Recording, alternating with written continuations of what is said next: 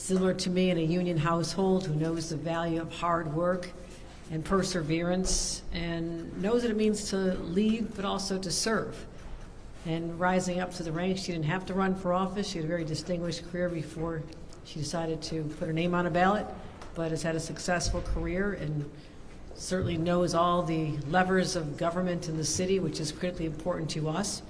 And I just want to tell everyone that as a daughter of Queens who knows the boroughs like the back of her hand and did an extraordinary job as Speaker, we have a lot in common, but also we have differences. And I think that is, geographically and some issues, like that's what we're looking for, is because I'm building up a broad coalition across the state of people who understand the importance of the Democratic Party to speak up at this moment when our values are being challenged from Washington and those in the state of New York who are at odds with what we've always long believed in, and that is the rule of law, democracy, and treating people with respect.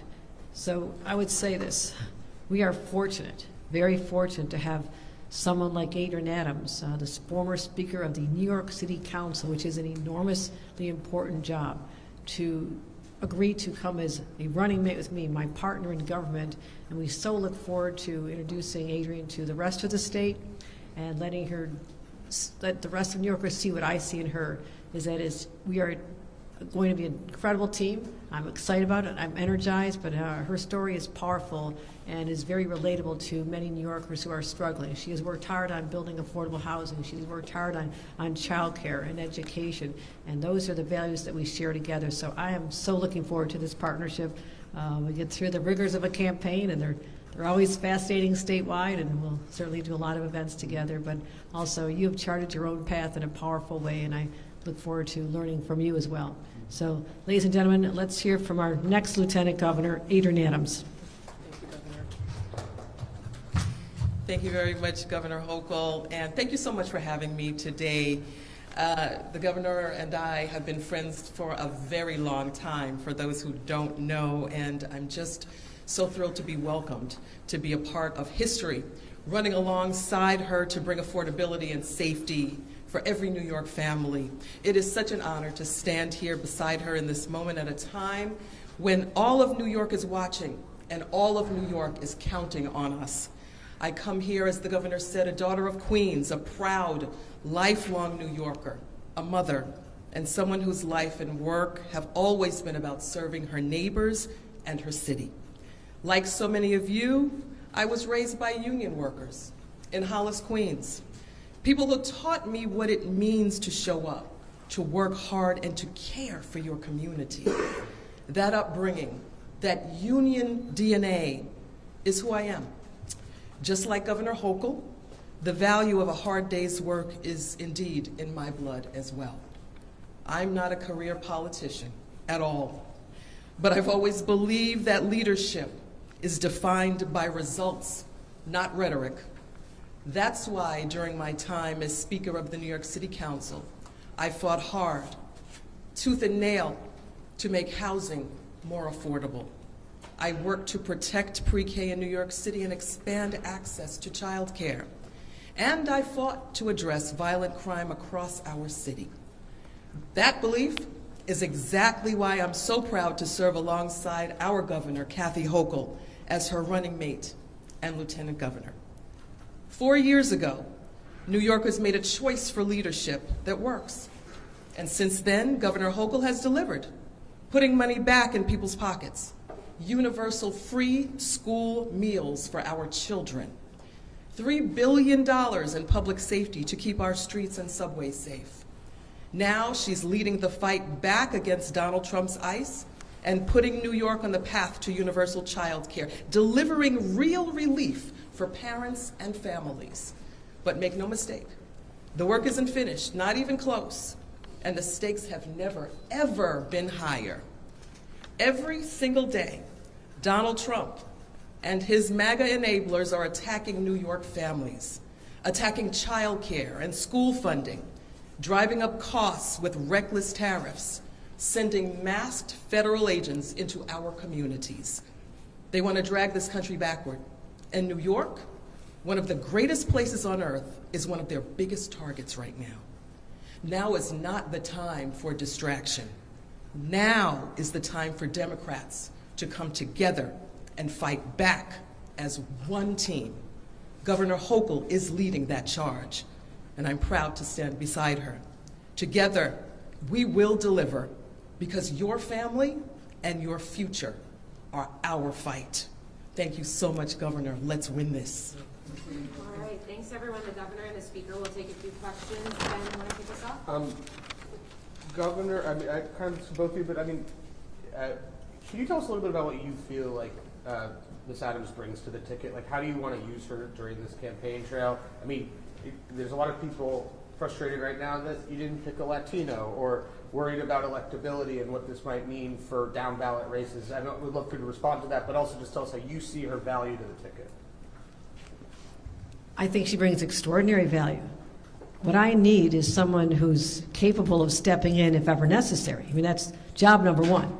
I spent 8 years not expecting this unusual opportunity as it arose, but knowing that my number one job was to be ready to bring my life of experience, whether in elective office or growing up in a tougher neighborhood, the relatability that's required, but also learning the state.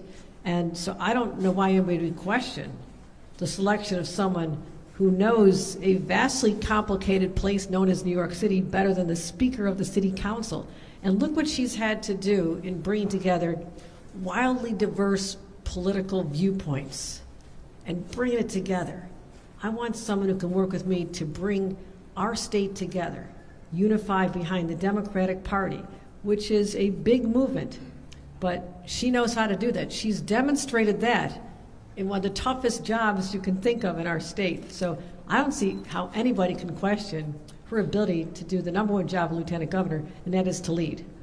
Mrs. Sir, go Adams, ahead. I wanted to ask you a quick question. She's going to call the about questions. that. Can you call the questions? Because Bob Duffy had a problem being Lieutenant Governor under Andrew Cuomo, and he lasted one term because his back hurt based on driving all around the state, and he couldn't continue after one term. You know, how is your health at 65 years old? Ooh, Ooh, ooh. ooh. I feel amazing. Yeah. I have grandchildren that I roll around on the floor with that I can outrun, definitely outplay their games, and everything else with them. I feel great. I'm in wonderful shape, and I don't know how, I guess that was a while back, but the 65 years of some years ago are not the 65 years of today. Go ahead, Brandon. Andrew Cuomo. Okay. That's Same. Bob Duffy. Answer is the same. Answer is the exact same. I feel amazing. I feel wonderful. And I feel truly blessed to be standing beside this governor to do this work for this state. Governor Bernadette. Rodney Spichat said that she didn't think that you were a good choice, and she is now rescinding Brooklyn Democrats' endorsement of you. What do you make of that? Do you have some beef also with Brooklyn? Governor, do you think that Brooklyn should be punished in any way? I mean, you really did help them out with SUNY Downstate just last year. New York is looking for a fighter at this moment in our history.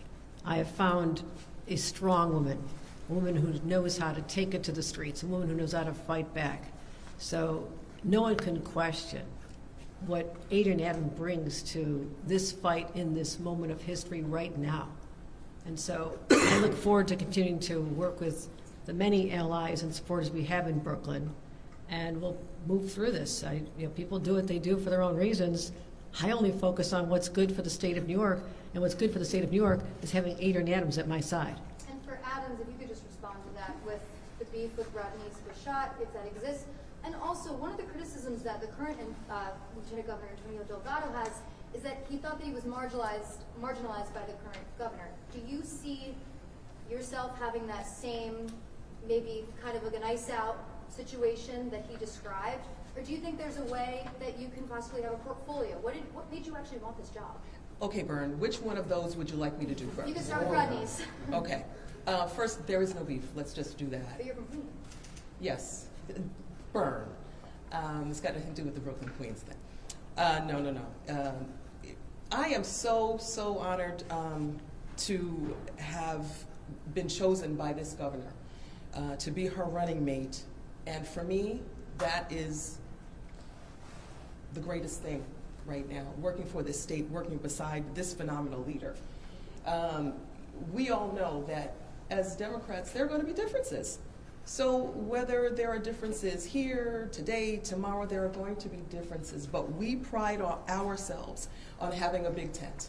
And we're so happy with the endorsements. Look at the endorsements that have come yesterday, today. We got an endorsement by the mayor of the city of New York today. Others that are so excited about this ticket, so excited about this partnership, this history-making partnership. We're looking forward, we're not looking backward, and we're very proud to work together. As far as the current Lieutenant Governor, I can't speak for him, I don't know. I am grateful to him for being in a place where he is right now, because had he not made his decision, I wouldn't be standing here in this role beside this phenomenal woman. But what is your vision of the job? Governor, you're back in Syracuse. I'm wondering what it's like to host the convention here in Syracuse, and also I'd love to hear from your running mate what it's like to be introduced in Syracuse, where I'm not sure if you've ever been before, but welcome. I wanted this convention to be in Syracuse. Number one, it is the heart of the state, but also I'm going to talk tomorrow about how I really cut my teeth in activism just down the road on this campus. And my parents planted those seeds because they were activists in the civil rights movement and the Vietnam War movement, et cetera. And I watched them as a child. But when I got here, I took on a lot of fights as a student. I didn't just go to class. In fact, I missed a lot of classes because I was out boycotting or on the protest line. But I learned all about the power of pushing back and standing up. Even if you don't win, you have to stand up and push back. So I wanted to come here and put a spotlight on this city that I love, that taught me how to be who I am. And I carry those lessons from many decades ago into the job I run today. And also to come back and see that there was once a highway that was constructed to sever a community. And it was racially motivated, if you ask me, many decades ago, I-81, to cut right through the heart of the city. And I saw that as a student, and to be able to come back as governor to heal that severed artery and to build housing and to revitalize the neighborhood that had been overlooked for so long. It's a huge point of pride for me as someone who's back in my adopted home. Governor, follow up on Are you calling it? Thank you very much. Governor, welcome back to Syracuse, and we hope to see you up on campus sometime this weekend. I was there 2 weeks ago. I had a great varsity pizza. I saw that. That Yeah. was awesome with the bills on it. Yeah. Still mourning that. Don't bring that up. Don't We're need to bring good. it up. We're Sorry good. about that. We're good. The question I have is that this is your third time picking a number 2 in the past 5 years. What have you learned from your past 2 decisions, and what have you done differently this time around? Why should voters buy that this is the right choice this time? 3 times the charm. No, I can't explain why people go a different direction. My first lieutenant governor I thought was an incredible choice, and there were issues that were since charges that were brought that were later dismissed. So that's something out of my control. Secondly, I can't control people's ambition, and that's number 2. I have found in someone who shares the realization that this job is not about our egos. It is not. It is about how we put our own desires and ambitions aside and put the people of this great state, 20 million people who look to us every day to help them get out of their circumstance. You put that first. And I found that in Adrienne Adams. That's why I'm so excited about not just changing people's perception of government, which I set out to do on day 1 4 years ago. I said I want people to think differently about government. And now, with the 2 of us leading, 2 battle-tested veterans who've been through the wars and back many times, we're up for this challenge. And I'm really excited about having someone I consider a dear friend, someone I know much better than I had from other individuals who stepped up to run. But this is going to be a partnership that endures and lasts for a long time. Governor, a lot of the argument that comes from Democrats to voters in 2026 seemingly are anti-Trump related. What other messages do New York Democrats have for voters? Oh, no, that's not just Donald Trump over here. We're focused on what we've delivered for people and will continue to deliver.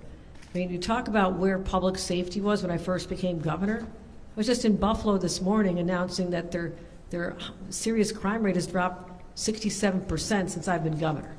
I've invested $3 billion in public safety. I want people to know that all across the state. Violent crimes have dropped in a way that you could not have imagined, from the subway up to the cities of Albany, Rochester, Syracuse, and Buffalo.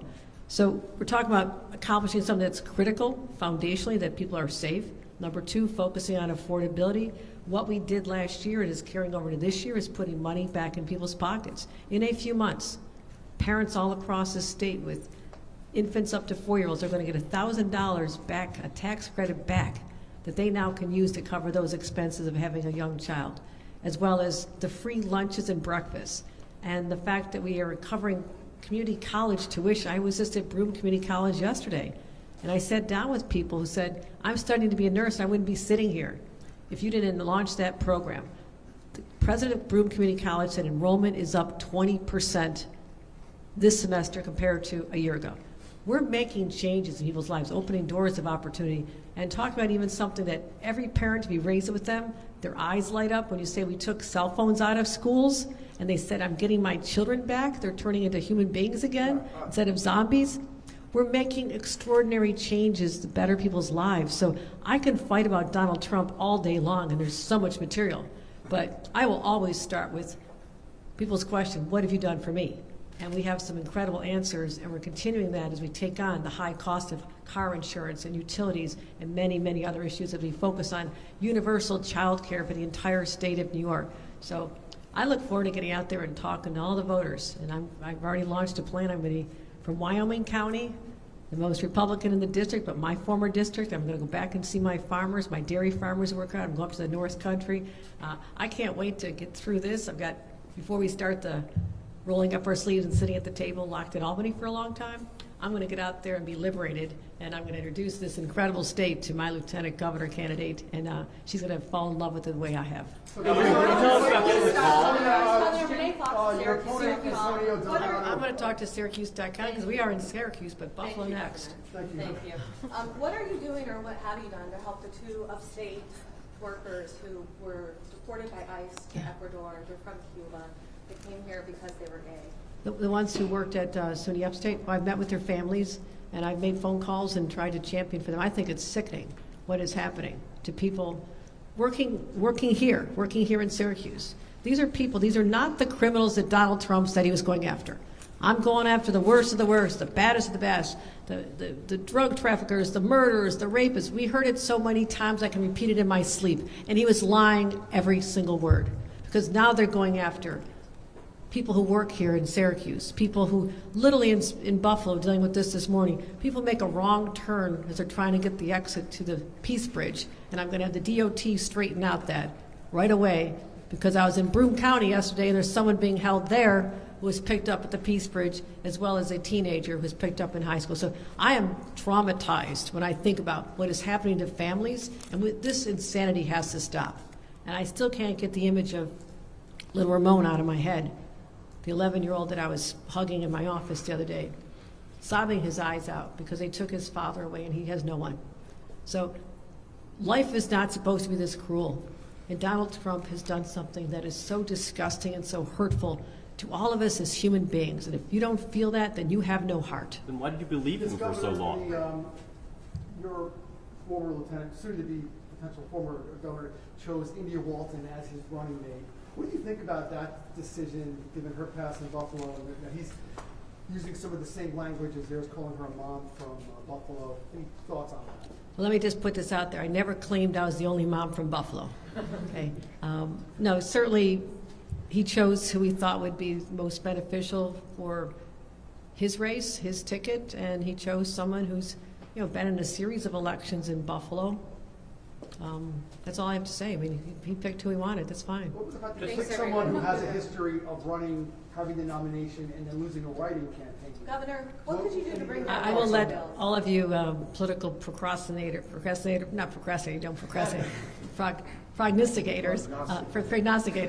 thank you for the help. I don't think you ever procrastinate. I'll let all of you do that. That's your job. Like, you guys can analyze what that means to have him selected India Walton. I'm busy running a state. Medical aid and dying. Can you tell us about his call? Medical aid and dying. Yes, and I'll tell you, this has been a very emotional issue for me.